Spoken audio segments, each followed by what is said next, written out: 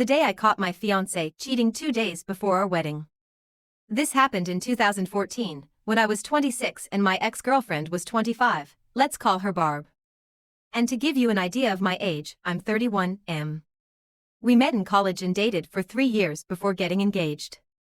By the 4th year, we had already set a date for our wedding. Since neither of our parents is very wealthy and she was in graduate school, I had to pay for the whole thing, which came to $20,000 and was paid in full 4 days before the wedding. Before that terrible night, we were having the usual relationship problems that come up in your mid-20s, not talking to each other enough, drinking too much on the weekends, and getting into fights over small things. Besides that, we had a great relationship and spent a lot of time planning our futures and working out life after college. As I already said, the wedding and reception spot cashed my check 4 days before the wedding, and the contract said I couldn't get my money back. There were over 120 confirmed guests, including a few dozen from out of state. Tuxes and girl dresses had been made and paid for, and everything was going smoothly. Let's get to the shitstorm of events that you all want to hear about before I go on and on.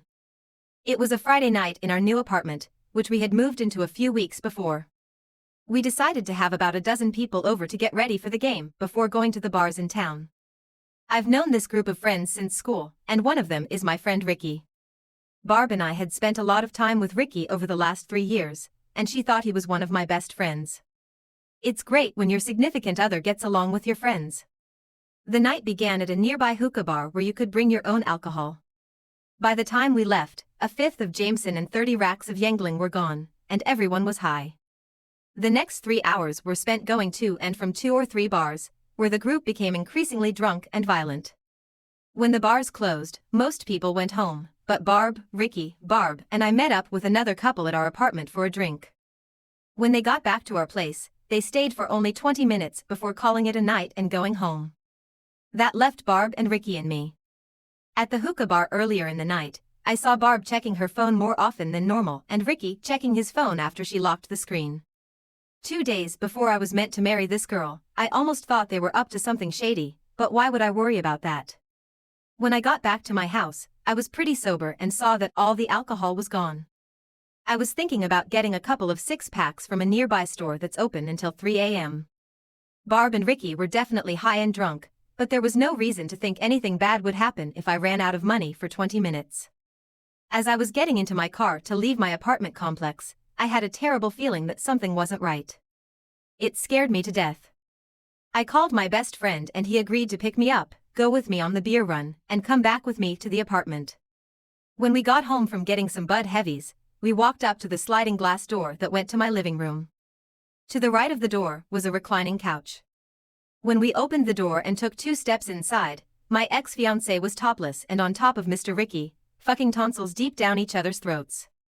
It was crazy that neither of them seemed to notice that my friend and I were watching their messy, drunk antics from 10 feet away. I lost it after 7 to 10 seconds of trying to figure out what was going on. I dropped the drink, threw her off of Ricky backwards without any clothes on, and hit him in the eye and cheek with 2 hard right hooks while he was still on his back and looking the most frightened. To put things in perspective, I'm 6 feet 2 inches and weigh 220 pounds. I've played hockey all my life, and he's 5 feet 6 inches and weighs 140 pounds. As soon as I hit Ricky with my fist, he started snoring. I had no idea this existed, and stayed asleep for at least 5 minutes while I went crazy over what had happened. Without thinking, I called her parents 10 times until they woke up and told them they had to come get their cheating daughter right away. Since their house was only 5 minutes down the road, they came in soon after while I was berating Barb for her morally shameful choice. Her parents screamed at Barb as they walked into me, Ricky passed out on the couch, and my friend tried to calm things down. I told everyone right away that the wedding was off. I wanted the ring back and said I'd rather lose $20,000 than spend the rest of my life with a cheating *TCH. For the next 20 minutes, her parents tried to talk me out of it and sometimes defended Barb's actions by asking, why can't you forgive her, or isn't it too late to cancel the wedding? At the same time, Ricky woke up with a grapefruit-sized bump on the right side of his face and his left eye shut tight. He was too drunk to drive, so it was hard to kick him out of the apartment. I called his brother, who was 20 minutes away, and yelled at Barb, Ricky, and her parents.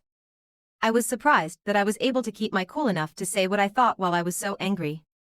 When I was this upset in the past, my brain felt like it was jumbled, and it was hard for me to organize my thoughts into sentences that made sense. Not now. Ricky's brother picked him up, and Barb's parents drove her home. By that time, I had carefully analyzed every complaint, opinion, and plea for rethink that everyone in the room had made. It was really, really great. I am not going to say that the next few months were easy and that everything went my way. 2 months later, the pharmaceutical company where I worked chose to let go of everyone in my section. I had racked up a lot of credit card debt to pay for the wedding, I was out of work for 5 months, and I was officially diagnosed with major depression. A few years ago, my life was a mess, and I wouldn't wish that on anyone. But now that I'm 31, things are back to normal, and I couldn't be happy. Thanks for letting me say this.